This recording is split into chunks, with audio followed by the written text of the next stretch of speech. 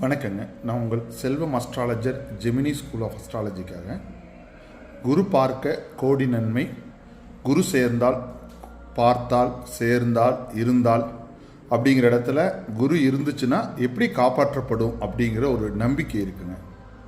ஆனால் ஒரு கிரகத்தோட தீய கிரக தொடர்பு இருந்து அடுத்தது குரு இருந்தாலும் சரி, உதாரணத்துக்கு 4ஆம் பாவத்துக்கு காரக கிரகம் சந்திரன், சந்திரனோட ஒரு தீய கிரக தொடர்பு இருந்து உடனே குரு இருந்தால் இந்த இடத்துல ஒரு தீமை நன்மை நடந்துருங்கிற கான்செப்டு.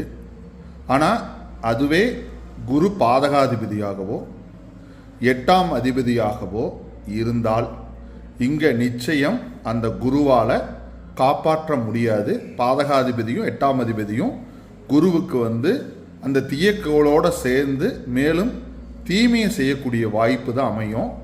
இங்கே ஒரே ஒரு இது மட்டும் என்னென்னா, குரு இருந்ததுனால மரணமோ நோயினுடைய கடுமை வழி தெரியாமல் செல்லக்கூடிய வாய்ப்புகள் மட்டும்தான் இங்கே இருக்கக்கூடிய அமைப்பு இருக்குது.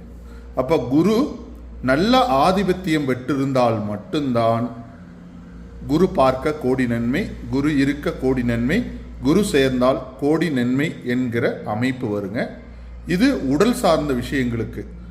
இதே பொருள் சார்ந்த விஷயங்களுக்கு இன்னும் வேறு மாதிரி வரும். அடுத்த வீடியோவில் பார்ப்போம். நன்றி, வணக்கம்ங்க.